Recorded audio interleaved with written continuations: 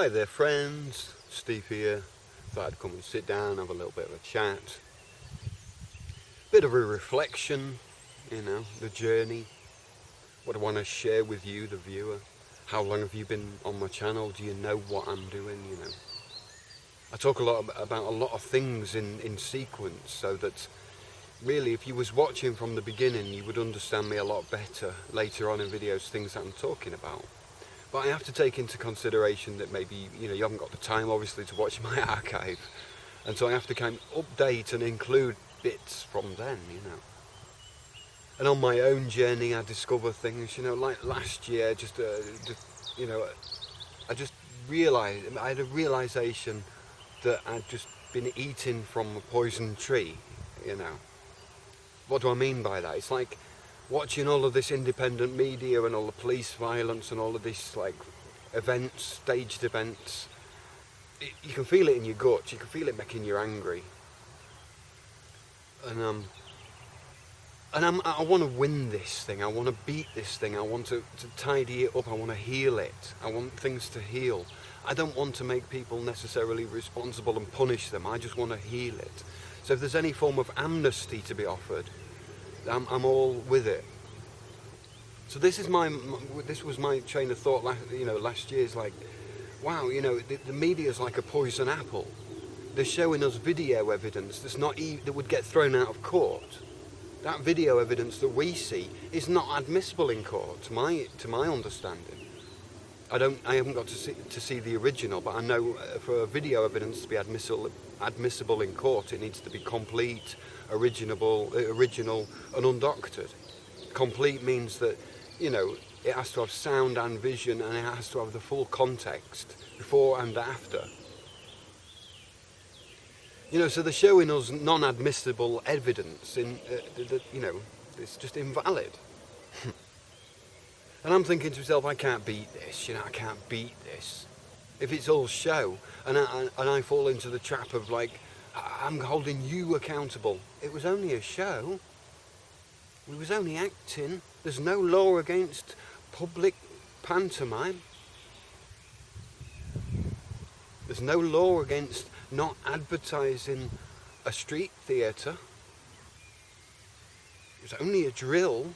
It was the media who got it wrong, and you're blaming the media, so we're not to blame because you're blaming the media. All that kind of thing.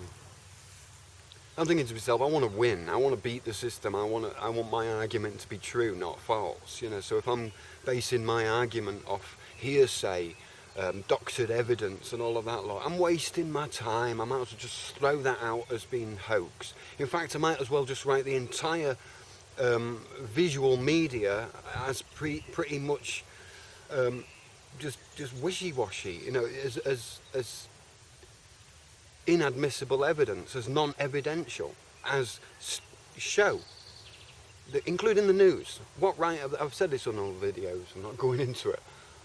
But from my angle, I'm thinking to myself, there's no point in trying to wake up the masses to the corruption of the government.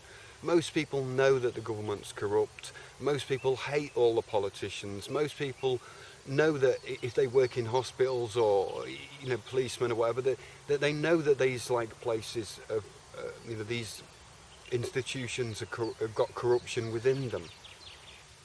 But when people imagine a world without any kind of governance, they imagine chaos, and maybe it would be so. So they choose the lesser evil and keep their mouth shut about the situation. And I think in a way, for somebody who works inside the system, it's going to be very difficult for them to reveal corruption because there's mobbing, you have to have loyalty towards your fellow workers and stuff. And it would also be conflict of interest and that. But maybe if somebody from outside the system could make a proper, a valid, admissible claim on the government of forms, or individuals within that government that were misusing their position of office, then that would be it would just be good to help. It would be good to help the good civil servants rid out the bad ones. So if we have to have a bloody government, if we have to have an authority figure, at least it's one that's not that we're rid of corruption. Just like if you get like a dog or a cat in your house, you don't want it riddled with fleas and that. You know, you get your flea powder out or whatever, and you get rid of that parasite. You don't get rid of the whole dog. You know, not straight away. You know. I mean, you know, people.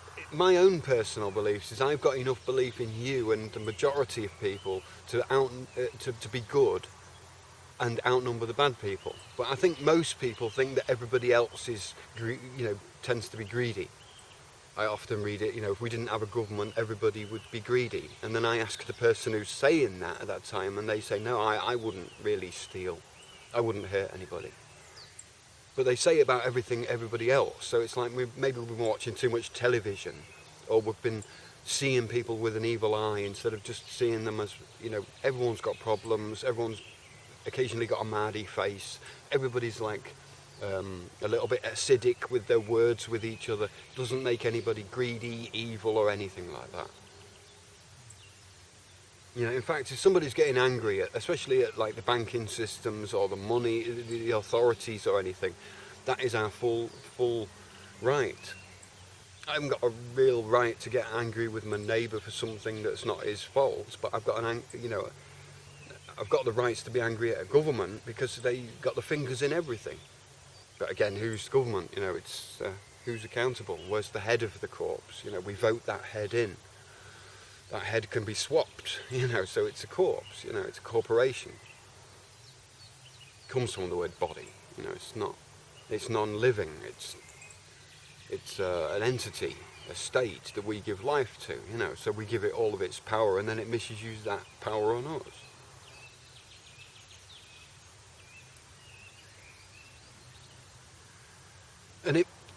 And really it's quite a simple trick, really. You can't serve two masters, so if somebody's working for the government, then they can't decide, they can't just use free will, they can't just by free will use that power. They have to stick to their procedures.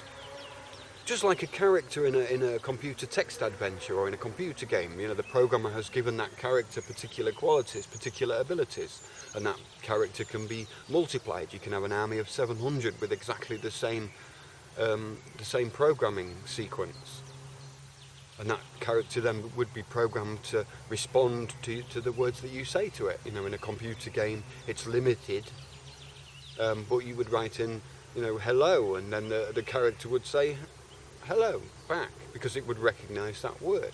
All the words that it doesn't recognise would deal with in a different way. And I see civil servants and police and anybody who works for a boss is following procedure, and that procedure, just like in a computer game, has its boundaries. And if that character steps out of the boundaries of their role, then they're in trouble. They lose the protection. They waive the protection of that role and become liable for their own actions as a human, to a certain degree, the way I see it anyway.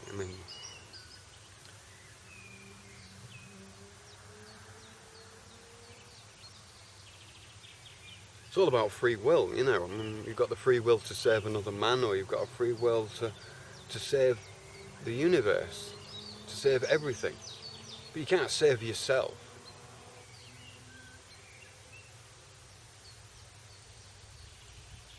So the winning move, just like in chess,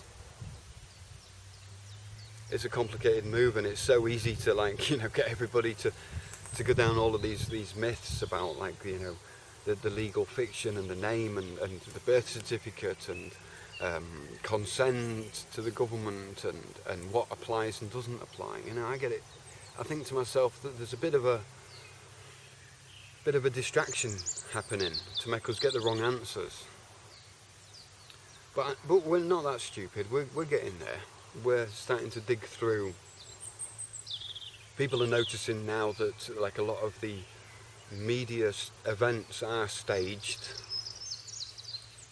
often a drill or a misrepresentation by the media maybe. We're also noticing that it's almost as if the media or somebody or body of people wants us, viewer, to see that it's fake, or to see that it's staged or prefabricated, to see that it's not real. It's almost as if it's wanted that we see that. And when you get the feeling that the media wants you to see that it's not real, then you kind of almost have a kind of a divine right or duty to do something about it, maybe. It's coaxing us out, it's provoking us through its fakeness.